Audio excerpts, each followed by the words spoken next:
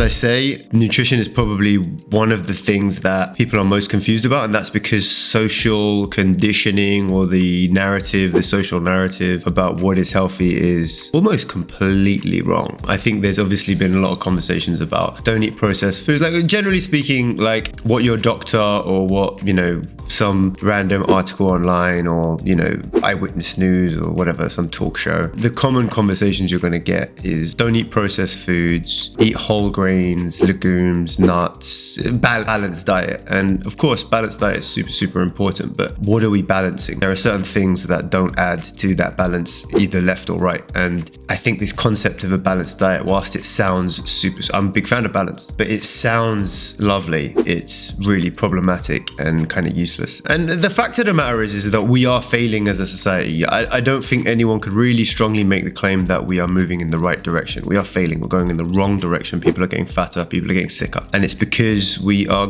going in the wrong direction. And, sometimes you have to bust a 180. If you look at how people ate 70 years ago or so, they were much healthier. And, I think our generation is the only first generation where life expectancy is to go down.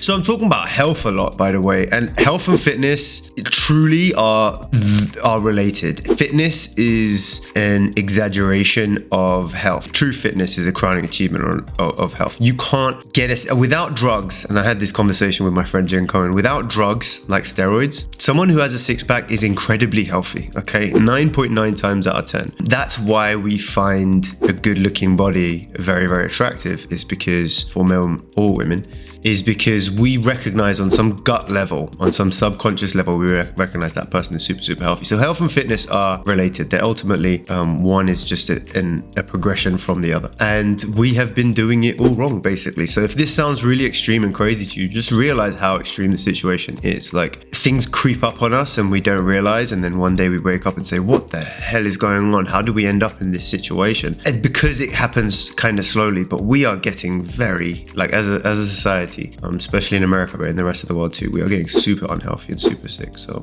I would think if what I've said about, the square and limiting your foods to just meats and fruits sounds extreme to you, understand how extreme the situation is. And you may not know. One of the biggest things I realized about nutrition is you probably don't know what problems you have until you fix them. And so with nutrition, when you do change your diet, you'll notice all sorts of benefits to sorting out your diet that you didn't even realize were a problem. Like, I remember my sinuses got much better when I switched to caveman diet. My teeth health got a lot better. I said before how my gums used to bleed when I would brush my teeth. Skin, performance, energy, libido, brain, like my focus and my drive. I wouldn't have, blood sugar crashes or like fatigue or anything like that. Immune system is probably one of the best things. Like my immune system seems like much, much, much stronger since I cut out all those foods that we shouldn't be eating. So again, if this sounds really extreme to you, pick and choose. Like you can be, I would, encourage you and support you to be really extreme and just go full meat and fruit. If you feel like you need to keep this or that in and it doesn't seem like a big deal to you, then keep it in, but just find out what your square is and stick to it. That's what I would say. Another word about calorie counting and gluttony. So we've spoken a little bit about taste and pleasure that we derive from food and how important that is to the brain and body to derive pleasure from food. And we think it's kind of the icing on the cake, no pun intended, to derive pleasure from food. And, there's this battle between the foodie versus the fitness person, where the fitness person just thinks of food as fuel and the foodie thinks of it as pleasure, and there seems to be no middle ground. But the truth is they are the same. If you think about most foodies and what really high-end restaurants tend to serve, it's usually like, think a bit of a filet mignon or a short rib or maybe some, sea bass in like a really creamy sauce. And then they'll have like a little bit of vegetables and a little bit of like sweet potato or something like that. And they tend to be heavy in dairy, like butter, relatively heavy in salt, not overly salted, but certainly they're putting salt in there. And then heavy in meat. So it's not that far off from what I'm actually saying. And the reason is because pleasure is a sign of health. We are wired to move towards pleasure and away from pain. And food is one of our primal drives. It's one of the first drives we have as a baby. At least half the time if a baby's crying, it's for food. So you have to realize how important food is as a driver of our behavior. And then you also have to kind of not swim against the current and go with your body's natural biological drives so that you're not, fighting something that you can't fight. You could use willpower and discipline for some period of time, but it's going to run out. You're not going to be able to feed your body a diet that it doesn't want for a long period of time. It will rebel and you will binge, right? That's where binging comes from, is this suppression of your system and this fighting of your system. Eventually you do binge and you go off the rails by eating with that taste for pleasure, with that drive for pleasure. And again, my theory is most of the tastiest foods that we have are things that are sweet, which fruit checks that box, honey checks that box, also fatty.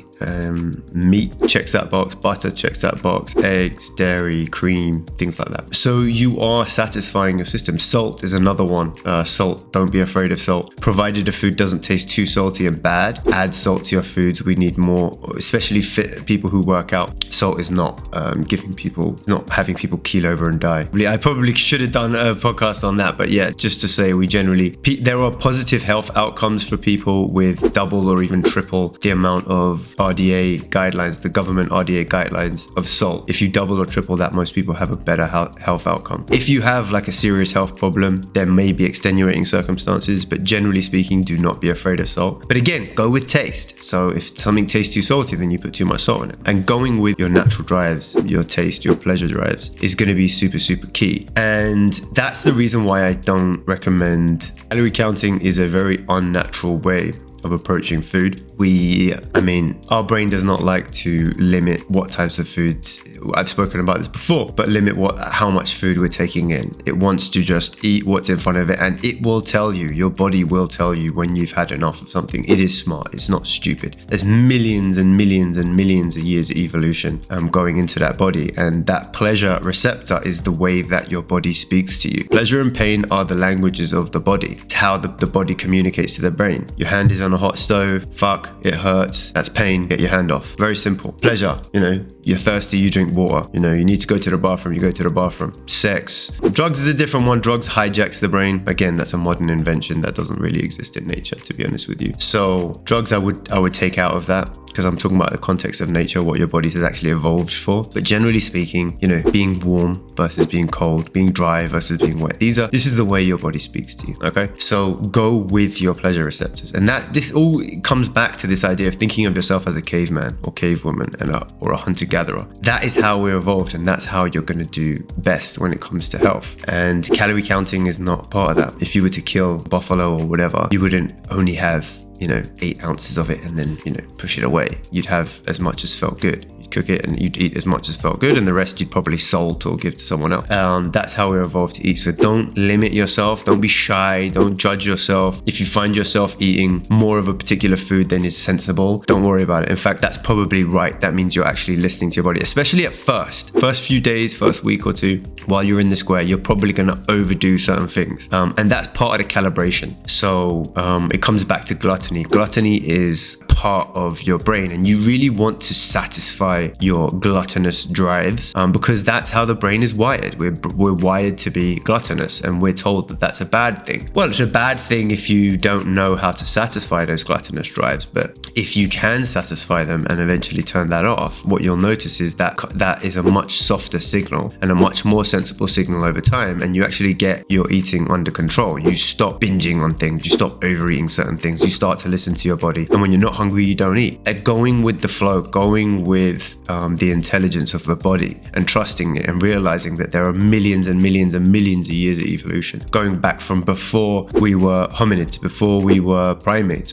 when we were fish, right? That is an intelligence that's built and built and built and built. And so, it's a bit rich of us to try to think that we know better than our own intelligence. Again, there are contexts where that doesn't always pan out, especially in the modern world. But overall, I would say you shouldn't be fighting your body. You shouldn't be going away from the pleasure drives of your body. And the best framework I've found is the square. And it's really, really beneficial for my clients. The ones who wanted to lose weight have lost weight relatively quickly, not outrageously quickly. It's not like Ozempic quick, but it's relatively quick and steady. And over time, they do lose the weight, and this isn't just some woo-woo theory. You will get into the shape you want to get into smoothly, and you keep it, right? You no longer yo-yo. If you're someone who's, lost 10 and gained 10, or lost 20 and gained 20, or lost 100 100 and gained 100 and so on and so forth. That will be a thing of the past when you stick to the square, when you follow the caveman diet, because you're going with your natural drives. That is the problem. That is the missing key, the missing ingredient that we have always had, is we were fighting our bodies. And you can only fight your bodies for so long before the pendulum swings the other way and you lose. So your victory was a shallow victory. When you go with your body, because you're not fighting your body, there's no rebellion back from your body. So you'll end up losing the weight, maybe a little bit slower, but you will keep that weight off.